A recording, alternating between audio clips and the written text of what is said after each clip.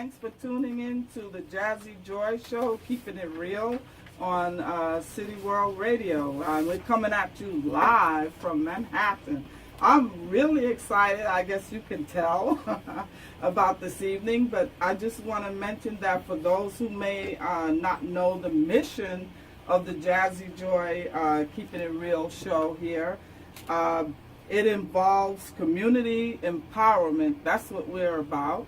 Community empowerment through expressions of art and activism. So in keeping with that commitment, we are so honored. I'm telling you, I don't want to get emotional, but anyway, we are so honored to have our special guest this evening, to have her here today. And so Dr. FULANI, thank you so much for being here with us this evening. I know you have a very busy schedule. You do a lot for the communities, and we're going to get into that a little bit later. So thank you so much for being here, Dr. FULANI. You're deeply welcome.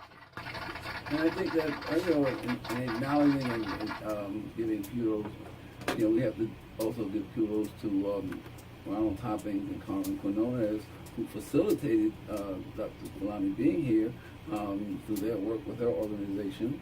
And I think that, the collaboration between these entities is a powerful symbol about how we're coming about to address these issues that are affecting those of us who live in public housing, those of us who are involved with public housing, or who are involved with any economically challenged community. I think that it is time that we galvanize our efforts and form these collaborations and use these platforms to address some of these issues, because they're not being addressed in the halls of Washington.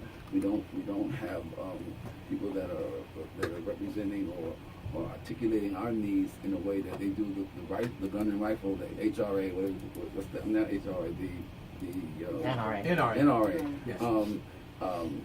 We need to be on the forefront in terms of our lobbying just as much as or more than they are, because we're impacting people's ability to survive.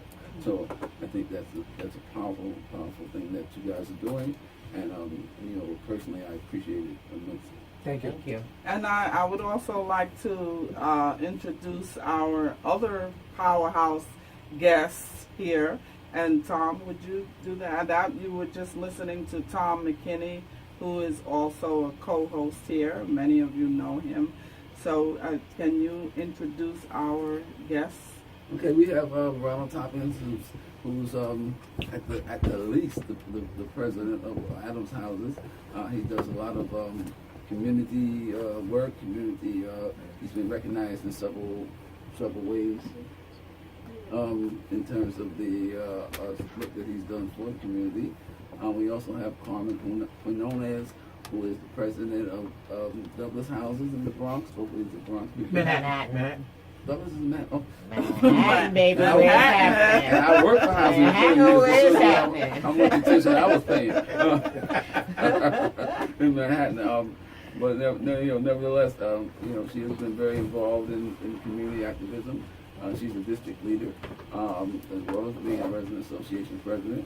And I think that these are the kinds of people who are putting the work in to make sure that their constituents and people who they represent have a voice. And in my 30 years of working for public housing, I have noticed that when I started in '78, the same issues are present that are today, and in some cases the more intense. So I think that they are mounting a very necessary campaign to address these issues in an economic way. See, sometimes we get caught up in racial stuff and other issues. Economics is at the bottom of this stuff, I believe, and I think that we need to address it economically and clear some of the smoke. So thank you guys. You're more than welcome. Thank you.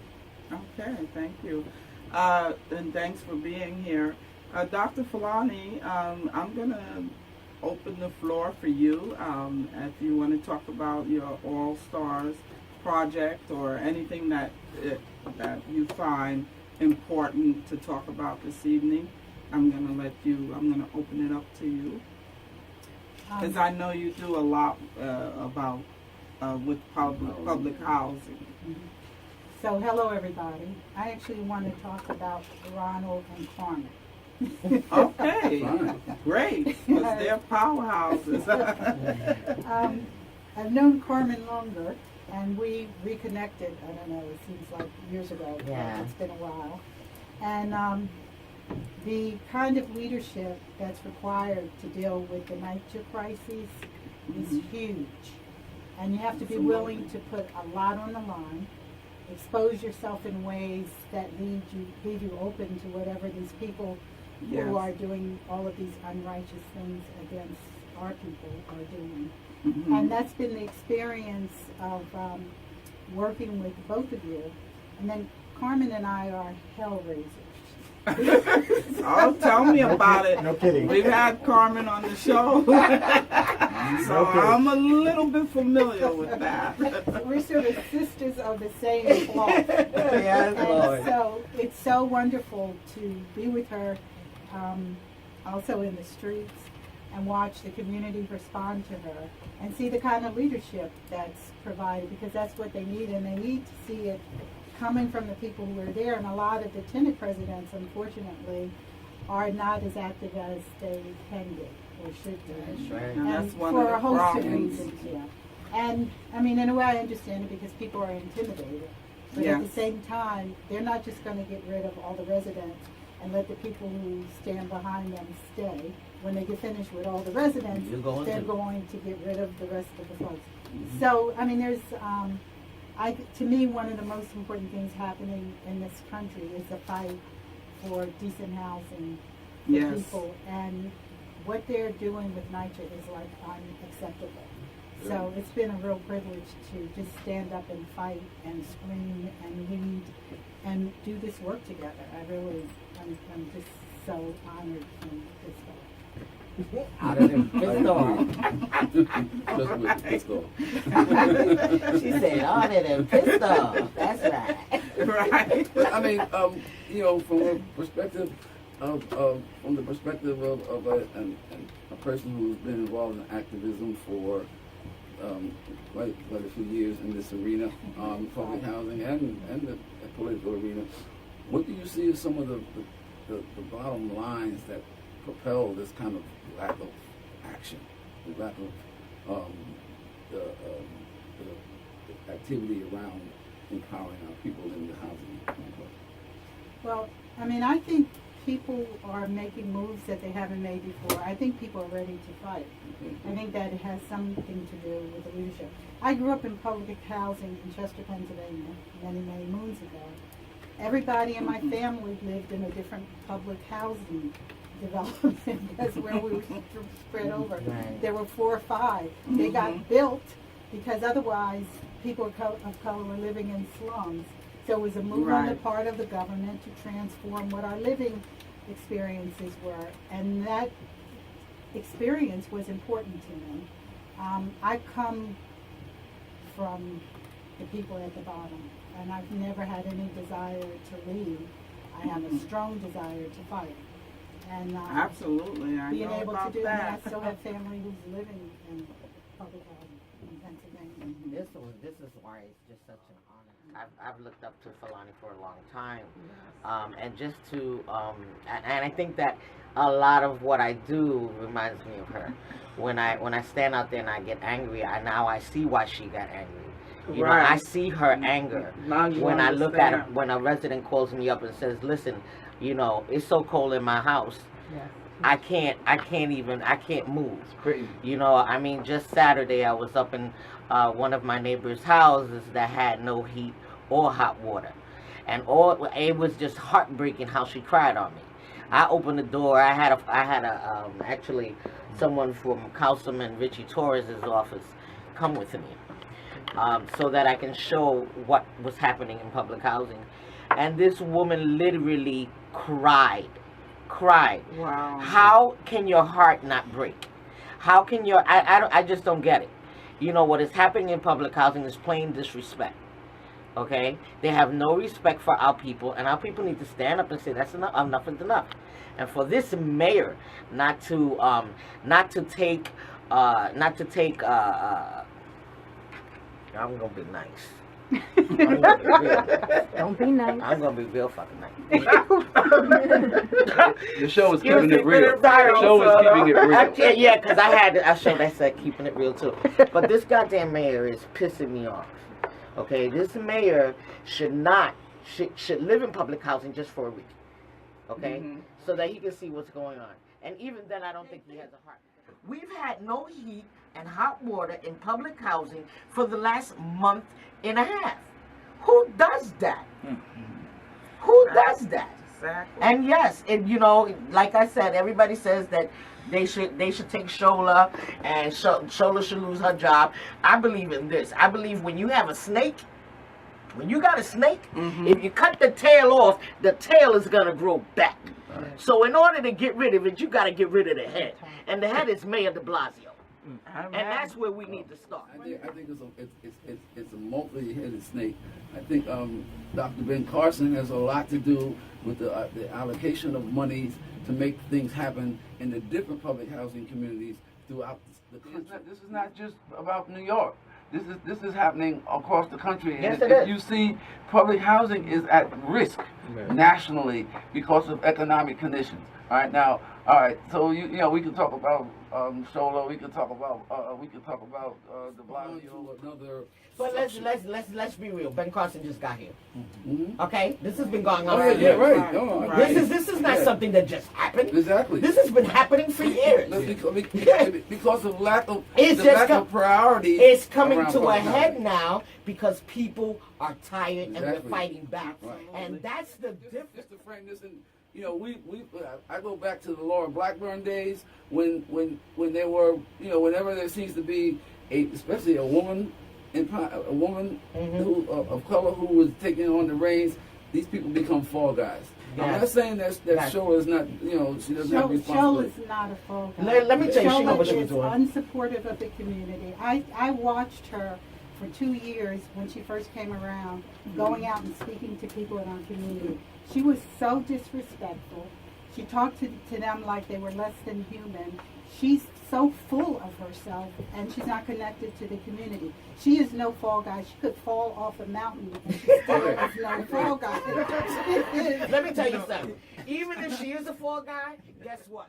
She's gonna get good money being a fall guy. Okay, of course. All right, because they're getting paid. Yeah. And that's the bottom line. They're getting paid. They're getting paid, and guess what? Our people are dying. Right. That facilitates those kinds of people being able to get in place. Right. This is- Appointments. Appointments is where they start at. And When that's you a get- political game. When you play this political game with people like that, and you bring them in there, and you says, "Hey, I'm the mayor of the city. Now let me get a cabinet together. Let me get some workers together."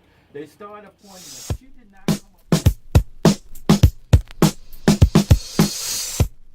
They started appointing her. She did not come up through the ranks. She was put in there, and so therefore, she's not going to know anything about anything that has anything to do with NYCHA. The same way Ben Carson doesn't know anything about housing because he was a brain surgeon. So let's just look at that. It doesn't take a rocket science to figure that portion of it out. Now, I want to share with you, I was up at Throbneck Houses. One of the tenant leaders had a meeting with North Bronx. We had about 9 Bronx presidents show up at that meeting for a hearing, talking about the heat and cold and hot water. We had some NYCHA folks there, and all they could tell us is that we had extremely cold weather. Well, let me tell you something, NYCHA folks. You've had extreme cold weather for a very long time. You have it every year. And not only that you have cold weather, you know that you need to change pipes at least every 10 years. Cold weather does a lot to metal and piping, so they're gonna burst when you overflood them with heat and when you don't get oil. When you And got then you pipes have rumbling in your Patterson hand. houses in the South Bronx who does not have boilers for more than 5 years. Who in the hell do you blame for that? Well, You've had mayor after mayor. You had Bloomberg. You've had Beam. You've had Lindsay. Those developments were around when those were mayors. Where were those people dealing with trying to keep this structure? Did they not know that this day was going to happen? Of course And they did. that's Of the whole course thing. They did. knew about it. And even now, they're talking about 20 boilers for 20 developments. We got 323 developments. What are you talking about? Unbelievable. 20? You're going to do 20 developments from 324. So you're telling me you're going to do 20 developments. Those people get to get heat, and everybody else, well, fuck everybody else. Excuse my French. Pacify. I mean, is that what you're saying? Pacify. Pacification. You know what I'm saying? I mean, we need to create an oversight committee because this administration is corrupted. It's no good, and it's shown over and over again that they are irresponsible. And so we're asking, and I'm going to be asking tomorrow at that committee meeting. I'm going to be asking for $2 billion to start with, $1 billion every year after that, and we're also asking for an oversight committee of residents and CBOs. Of different kind of organizations that we can get on so we can monitor where the money is, so we can monitor where the repairs go. Because since we're the ones living in these conditions, we need to monitor. Because guess what? This administration can't do it. It's proven it over and over and over again. They don't need to get the money. The money needs to go back to the residents. I want to say something about this focus on Donald Trump. I don't like Donald Trump any more than I like most politicians, no matter which party they come from, because they don't come through. But the people in this city are not Donald Trump. The Mayor de Blasio is not Donald Trump. Right. The people on the city council, the state reps, they're supposed to be representing us. And that's who we should have under fire. That's who we should push and demand that they come through. They're not anywhere near fighting this fight like it has to do with people's lives and livelihood. Right. So it's easy to switch to look at Trump, but we could talk about Trump from now to forever. Look at de Blasio. Look, why would he even continue to have this woman work for him? She has no respect for our communities. She has no respect for poor people. She is out to do his bidding. And she's making more money than probably everybody on this block. Forget this one. So I think that that's so critical. And who's going to make the difference, I think, are the kinds of people who are sitting around this table, the people who live in housing. Right. I think a lot of the elected officials, and I even like some of them, I think they're actually tied into whatever these things are, these deals that they're making. And unless they're willing to walk away from that, they're not going to stand up and fight for us. Right. So we have to put up the pressure because and lead it. Like you said, there has to be some significant oversight in terms of how the money is being used. When I first came to housing in '78, it was Authority Transfer Program. Then it was the Federal Transfer Program. Then it was the Comp Grant Program. All these different and CAP. All these different funding structures that brought money in, one after the other, were actual, in my view, were actual ways of funneling money from the government to the people who are in power here, and that's it, and the cronyism that existed. Right. So I think that resident involvement has to be there in order to monitor, just like the TPA stuff. You know, I mean, that, Oh, please don't talk about. Don't start that TPA, honey, because they don't rob too much money from there. It's about money, and it's my contention that this is all economic in its basics. Right? It's economically fueled. And okay, so maybe there is money, maybe there isn't money. But what money there is needs to be monitored by residents who have an eye and a feel for what kinds of things need to be done. Well, listen, Dr. FULANI has collected over 50,000, is it? 50,000 signatures? No, I wish. We're up to 20. Oh, 20,000 signatures? Well, that's enough to say that the residents need to govern their stuff. Okay? Because the people are speaking. And we're still collecting. And still collecting. And this is an everyday thing. We're underground every day. This woman doesn't sleep. We call each other while we're in the phone. When we're going, hey, what are you doing? I'm going to take a bathroom break. You know what I mean? Because it's that serious. It's that serious. It's that serious. I got 18 grandkids. I ain't got no time for this. All right? These people's lives are at stake. And they're I got 5,000 residents. 5,000. That's a heavy load for me to carry, baby. Yes, a lot of residents. Okay, that's a lot of residents. I did a retreat recently talking about this stuff, and it brought me to tears about how serious this is. Yes. You know, people do not understand. They don't get the attached to the ramification emotionally about how serious this is. What people are you talking about? I'm talking Because about the people in housing. Yeah. got it. Okay. The people that know what I'm saying, but a lot of people, you'd be surprised. I take groups of resident leaders on weekend retreats, and people are buying into the indoctrination, the negative indoctrination that have been fed to them. Any resident that calls where they live a project is buying into this stuff. That's right, because it's a housing Any development. resident that says where I live is a project, It's a because housing project is development. germane to a negative concept You're right. about where And you you're live and absolutely ultimately right. about yourself. And You're I would like absolutely you to right. hold that thought. We're going to take a little musical break. Don't go away. I think we have a caller on the line, but we're on the other side. We're going to take some callers, and okay. I grew So up in a thanks for housing tuning in project. and listen to the music. I grew up in a housing Wow, project. we got a caller. Great. And I lived there for a Saved my while. life. Hello. Fort Greene, Ingersoll. Huh? Hopefully they'll call back. Hello. You're on. Okay.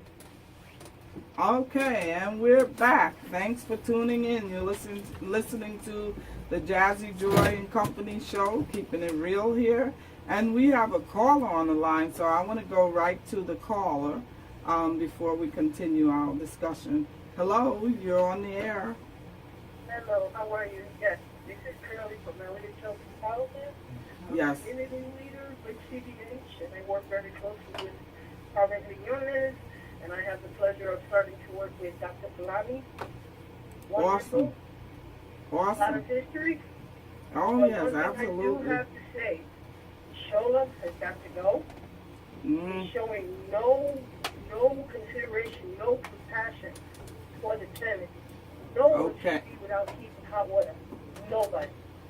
Exactly. that's right. Well, how could you have somebody working in that position who says that she goes someplace and she pretends, even though they discover lead poisoning, that it doesn't exist? It ends up on the front page of a newspaper. She's supposed to be the person running this, and you let her stay in office. She lied. She basically Exactly. lied about something that's extremely critical. We went and looked at the housing. We saw lead paint, and we lied. We pretended, however, She should have been quiet right there and then yes, as soon as they it's on found the that front out, page there's no ifs and ands about of it. the newspaper, and that was 2 months ago. So what kind of We would have like, been, what been under response? the jail, girlfriend. You kidding me? They would have had us under the jail. Also, that she was dumb enough to say it, but that's a whole other issue. It's outrageous. It's like our people Listen, don't mean anything. I have not. Hey, listen. It is what it is. My thing is, I think Mayor de Blasio is the one that should take the pressure. the pressure. He's the kingmaker. He needs to do what he got to do. Absolutely. Give us the $2 billion in the oversight. One thing that's happening in the city, which is what they are interested in, is that they want to displace. They want to get rid of, and this is the political people because they're all in everybody's. That they want to displace. They want to get rid of, and this is the political people because they're all in everybody's. They want that land. They want Right. to build these Absolutely. high rises. There you This has nothing to do with the logic of any of this. Their interest is in getting rid of the Prime real people who live in public housing and take this over. So the people who live in public housing, along with the people who support the people who live in public housing, have to stand up and fight back. They are serious, and they'll do it unless we organize in ways that Right. make it impossible for This- them this to win is- this fight. This is almost. And I think that what to amplify what Dr. Lonnie was saying about this whole economic agenda in terms of the real estate. If you look at where public housing developments are, they're on prime real estate. Prime real estate. Prime real estate. You have a president who's a real estate mogul, Yes. who's a real estate Yes. developer. Yes. You have this land lease, and they keep changing the name of it. Initially, it was the land lease program, so they want to encroach on public housing developments, build, they call it affordable buildings on.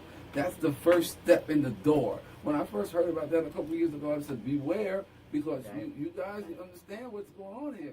I was in Hurricane Maria. I went to go see my dad. My dad was dying, and I had to go to Puerto Rico, and I got stuck out there for Hurricane Maria. I almost died. Wow. And for me to come back to New York City you know, where I live, and to see the same devastation, because it's the same devastation. To see it here, it's a slap in the face. You know, and you're home and you see it. What do you say to that? What do you say to someone invading your home this way? Yeah. This is something that we built. We sweat for this. Our ancestors died for this. Right. How dare you? You know, and it's just plain, you know, it's a plain disrespect. All I can say is come out, keep fighting. We're here for you. But you gotta stand up and you gotta fight. Anyone that lives in all the housing development, come out. They still do not know how to manage money. If they lost $17 billion over the last 17 years, what makes you think they can manage $200 million in this day and time? They can't do it. They have not been able to do it. They have lost all our community centers. Our people are gone astray. So much crime is happening. Drugs have found them to the development, and you can't blame us because they have not done anything to help us. The mayor has sat back. He has not done anything. He has not even stood up to fight that. Now, we alluded to earlier that the mayor needs to spend a night inside the development. No, well, he did a couple of weeks in there. He did go in there.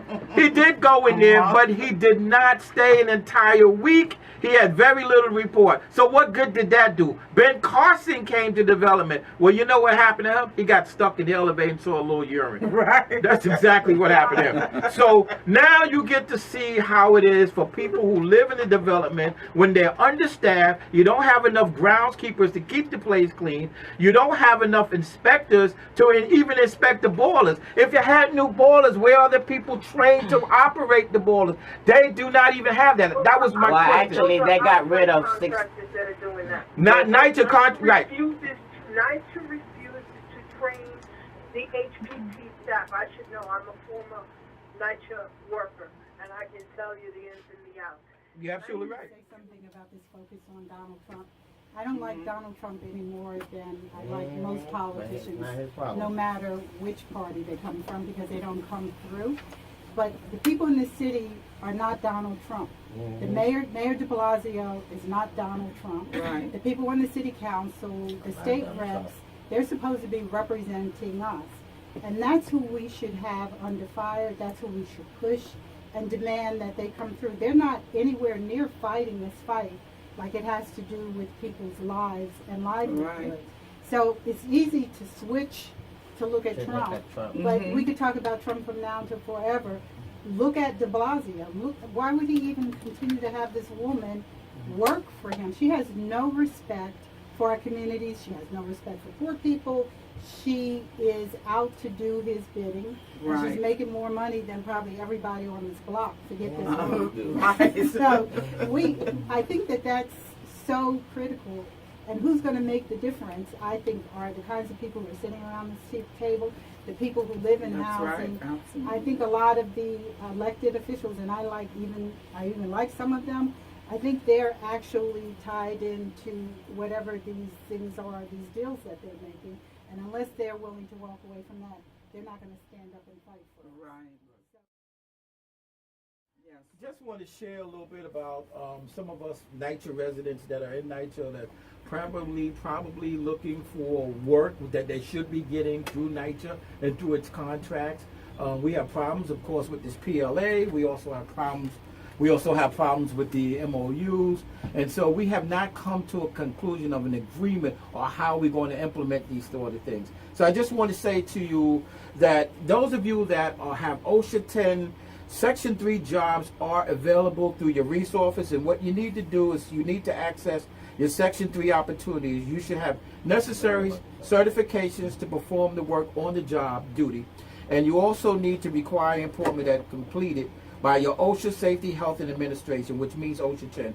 It provides OSHA standards and OSHA requirements. Priorities will be given to those NYCHA residents who reside in NYCHA housing where Section 3 covers assistance is being provided. Now, I just want to say something about how that works.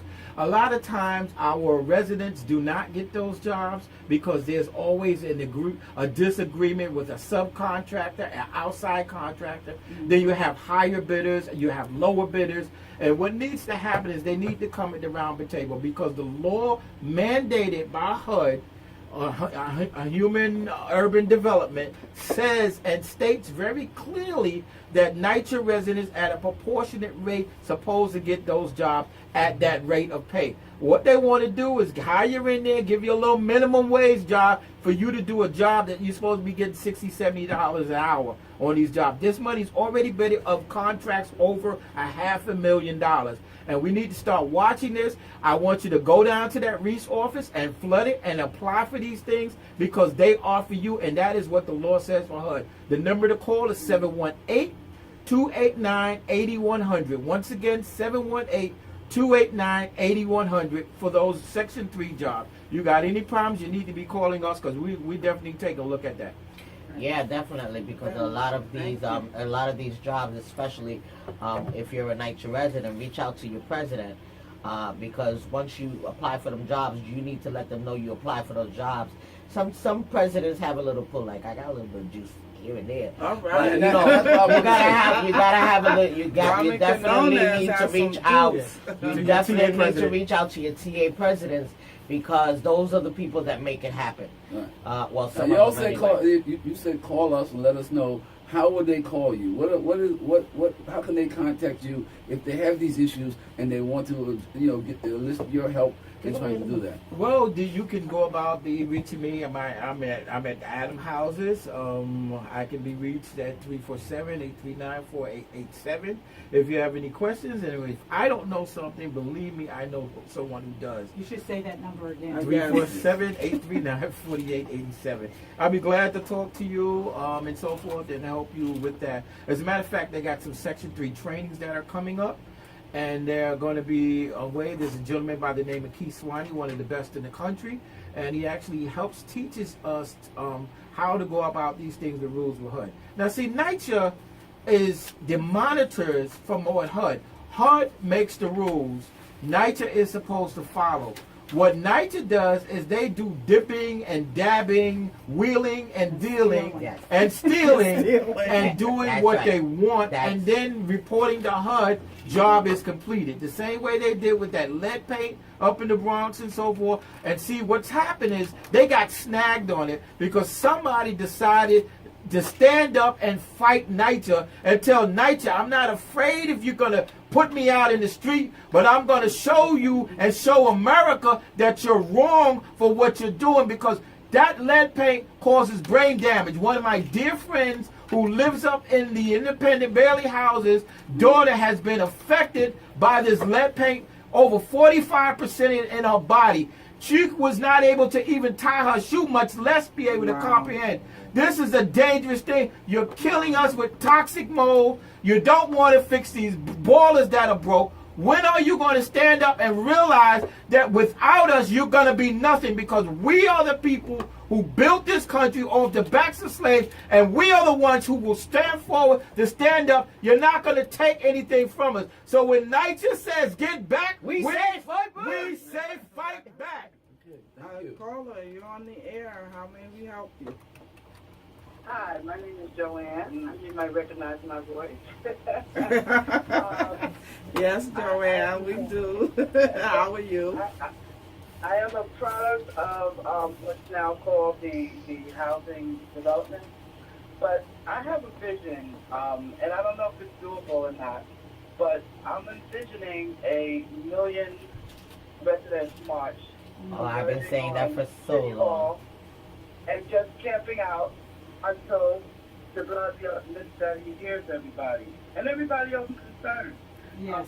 And before I get off the air, I just want to say it's nice to meet Paterno. It's nice hearing the healthy conversation that everybody's having. And, I don't know if it's doable or not, but it's a thought. I've been wanting to do that for a long time. I believe that if people can come out in record numbers against Trump, why can't our New York City housing residents That's right. stand up Yep. and march the streets and say enough is enough? Honey, I'm down. You got I sent my email. Send me an email, whatever you need. You got me, because I'm in there like swimwear, girl. Because I think we have to go back to the grassroots effort. Yes. Well, we need to do this. We need to do this. It's almost like the Million Woman March. We need to do this. And the they're not- Jazzy shows, the Jazzy Joy show will support that effort. Absolutely. Absolutely. We will. By the way, caller, well, go ahead. I'm sorry. No. Okay. I was just gonna say, but go ahead. Yes, we just want to say that we have had protesters and marches. Yes. Dr. Fulani Fulani has has had quite a bit of them. We've had one in Harlem in June, on June 24th, in 143rd Street and Adam Clay Powell Boulevard, the Drew Houses. We marched from there to 110th Street in Central Park. We also had one at my development, which is at Adam Houses. We marched from 815 East 152nd Street all the way to 161st Street and the courthouse area and across the street from the Supreme Court. So we are rallying, we are protesting. We need people to get the word out, to help to come in and says that we're not going to take this anymore. This is enough, and when they realize it is that we're actually stronger than those who have all this capital that we're missing in the industry of technology. This is where we need to go. So we need to pull together and get these people together. So we're working on that. We have another caller. We have another caller on the line. So thank you for calling. So thank you so much, Joanne. Thank you And so much. we'll be in touch. Thank you. Have All a right. good night. Good evening. You're on the line. Yes. Yes, hello. Thanks for calling. Hello? Okay. So what's the Okay, I think it said Annette. If you can try again, Annette, we would love to hear from you. Thank you for calling. One thing I just wanted to underscore is, in addition to organizing people in public housing, we need to organize people in the city. Because there are people who don't live in public housing. That's We're right. like 2 steps from public housing. Absolutely. And then there are people, Or below. they want That's this right. city. That's right. And that's That's right. who they're going after. Yes. So we need to tell the story of what's happening with public housing, and that's creeping into everything else that's happening in this city. Section 8, Mitchell-Lama. Right. Listen, Gentrification is it's alive. Yes. happening. And- It's happening. yes. It's not only, I mean, yeah, I'm from public housing, but it's not only happening in public housing. That's right. All my family doesn't live in public housing. They live everywhere. And so this is everywhere. It's affecting the housing, but it's not only happening in public housing. That's right. All my family doesn't live in public housing. They live everywhere. And so this is everywhere. It's affecting everyone. And the whole thing is we need to just stand up and fight back. What I am mostly for are residents being heard. Yes. I don't want any elected officials. I don't want no icons Photo coming ops. out here, Photo ops. all right, when people are literally dying. Yes. All right? So if we're going to do a march, just make sure that the people come first. Yes.